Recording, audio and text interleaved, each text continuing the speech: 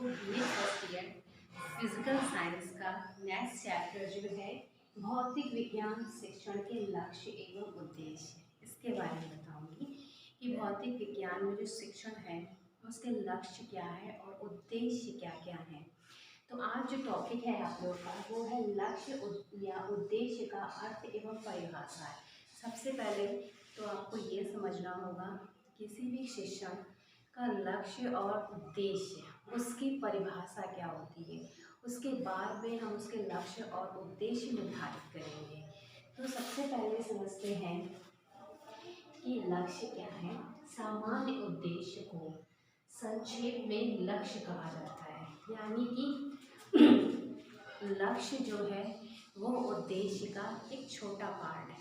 हमारा लक्ष्य क्या है, आज मैंने ये टॉपिक लिया और आपको उसके बारे में पूर्ण रूप से बता दिया, लेकिन हमारा उद्देश्य है कि हम आपको संपूर्ण जो भौतिक विज्ञान शिक्षण है उसके बारे में बताना।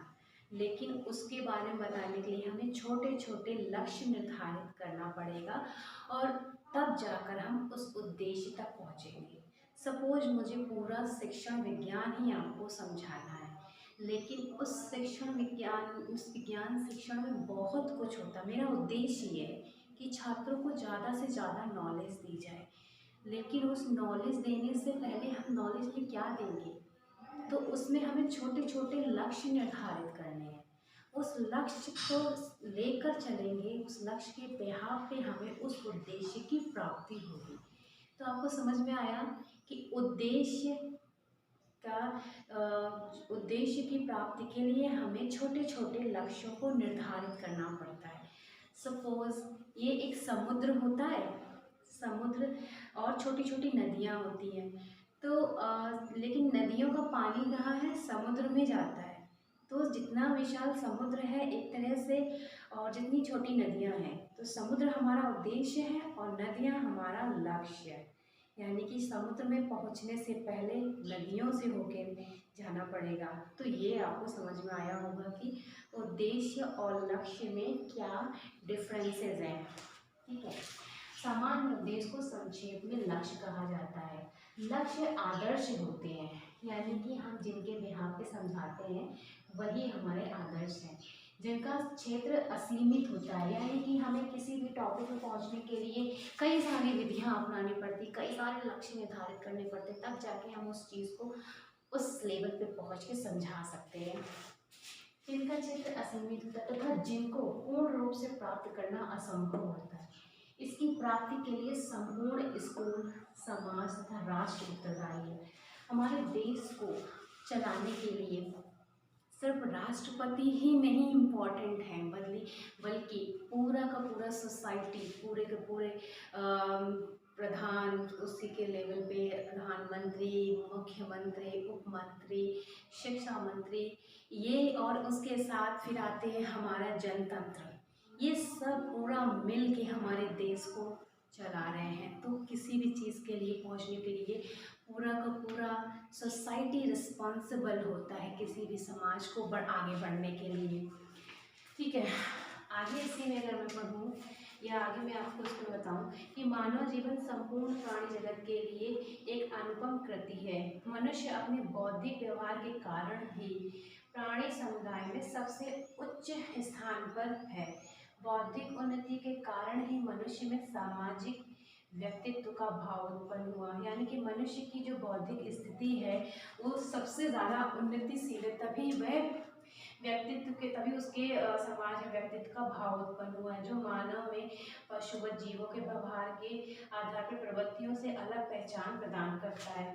सामाजिक दृष्टिकोण से बालक के जन्म उपरांत मानसिक विकास की व्यवहारिक प्रवृत्तियों को विकसित करने का उत्तरदायी पहले माता पिता और फिर विद्यालय पर होता है। विद्यालय में यह शिक्षा शिक्षक और पाठ्यक्रम के माध्यम से बालक को प्रदान की जाती है।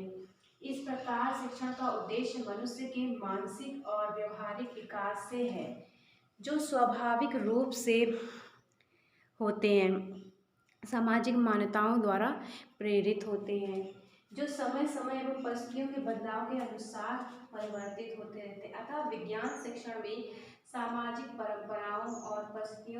प्रभाव से अछूता नहीं रहा है।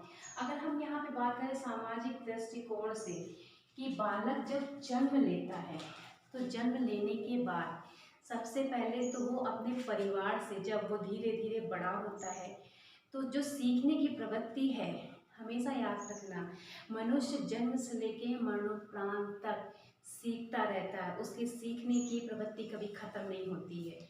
यानी कि सबसे पहले जब बच्चा जन्म लेता है तो वो अपने घर से, अपनी माता से सीखता है, क्योंकि माँ उसके सबसे करीब होती है बच्चे के। फिर उसके बाद में वो अपने घर परिवार से सीखता है। फिर जब बच्चा बाहर निकलता है यानी अड़ोस पड़ोस, आस पड़ोस में, तो अपने आस पड़ोस से सीखता है, अपने मित्र मंडली से सीखता है। फिर उसके बाद बच्चा अपने सोसाइटी से सीखता है, अपने समाज से। फिर बच्चा जब विद्यालय में जाता है, विद्यालय में सीखता है। फिर उसके बाद में जब वो और कहीं जाता है तो वो उन चीज़ों से सीखता है। ठीक है, तो ये सीखने की एक बच्चे की प्रक्रिया है जो जीवन से लेकर अंत तक सीखता ही रहता है।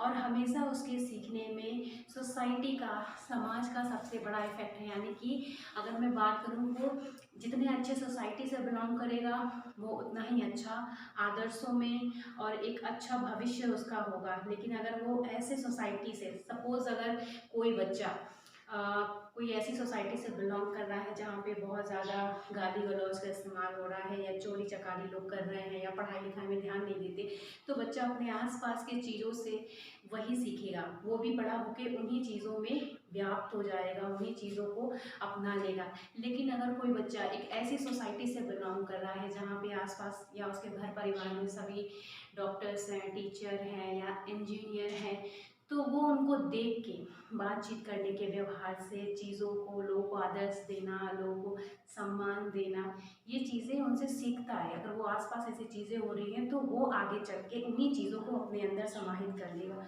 तो किसी भी व्यक्ति के या बच्चे को सीखने के लिए इनके, उसके आसपास की सोसाइटी का सबसे ज़्यादा प्रभाव पड़ता है। ठीक है, इसी के आगे अगर मैं बात करूँ कि किसी भी जैसे इसकी प्राप्ति के लिए संपूर्ण स्कूल समाज तथा राष्ट्र उत्तरदायी है। तो हमारा जो उद्देश्य होता है कि जो भी बच्चा सीख रहा है उसको बेहतर तरीके से समझाएं। सबसे पहले तो स्कूल में जब आता है, फिर उसके बाद सोसाइटी, फिर राष्ट्र, ये सारी चीज़ें उसकी आगे बढ़ने की प्रक्रिया होती है।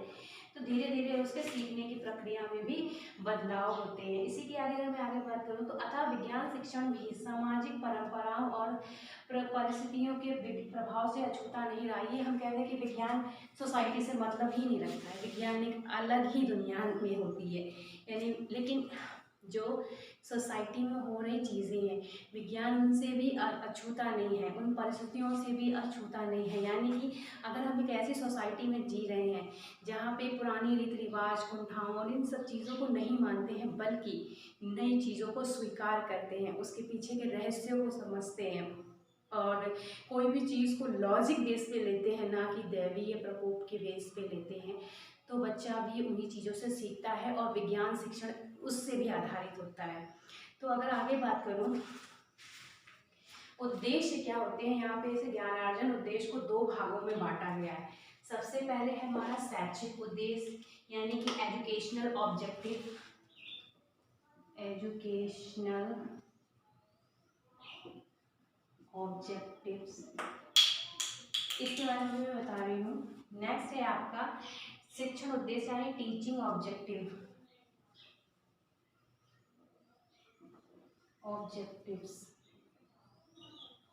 यानी कि ये वो ऑब्जेक्टिव्स होते हैं जिसके बारे में आगे बताती हूँ। सबसे पहले आता है आपका शैक्षिक उद्देश्य। शैक्षिक उद्देश्य में है वे व्यवहारिक परिवर्तन जो छात्रों में पूर्व नियोजित शिक्षण क्रियाओं के द्वारा विकसित किए जाते हैं, शैक्षिक उद्देश्य के अंतर्गत आते हैं। इनका स्वरूप विस्तृत तथा प्राकृतिक दार्शनिक होता है। डेविस के अनुसार सीखने का उद्देश्य अपेक्षित परिवर्तन की व्याख्या है। शैक्षिक उद्देश्य क्या होते हैं, एजुकेशनल जो ऑब्जेक्टिव्स हैं बच्चों के पूर्व निर्धारित ज्ञान से रिलेटेड होते हैं। उनको जो नया ज्ञान दिया जाता है, पहले तो ये निर्धारित किया जाता है कि उनको पुराना ज्ञान क्या आता है, उसके आधार पे नए नए उद्देश्य निर्धारित किए जाते हैं। ठीक है, यानी कि पुराने ज्ञान या पूर्वानुमान के आधार पे होते हैं। अब यहाँ पे शिक्षण उद्देश्य क्या होते हैं, यह छात्रों के व्यवहारिक ज्ञान में किए गए बदलाव से संबंधित रखता है। यानी कि शैक्षिक उद्देश्य तो जो हम पढ़ा रहे हैं, जो ज्ञान उन्हें दे रहे हैं उससे।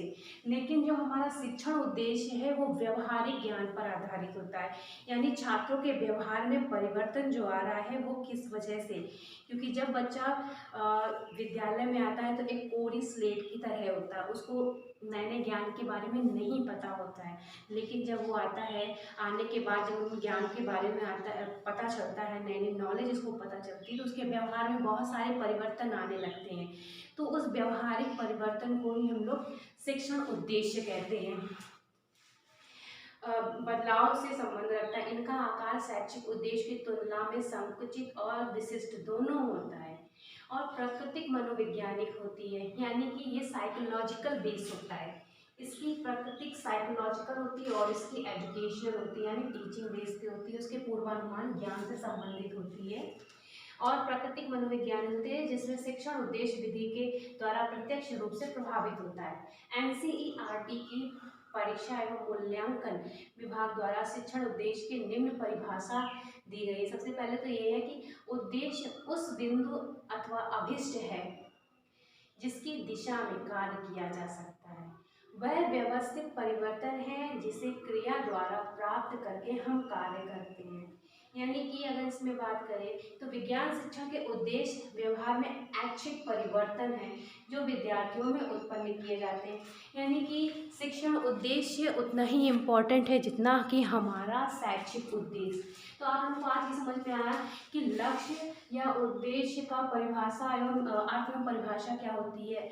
जो हमारा उद्देश्य होता है, उद्देश्य तक पहुंचने के लिए छोटे छोटे लक्ष्य निर्धारित किए जाते हैं। तो इसके आगे मैं आप लोगों को नेक्स्ट वीडियो में बताऊंगी। Thank you.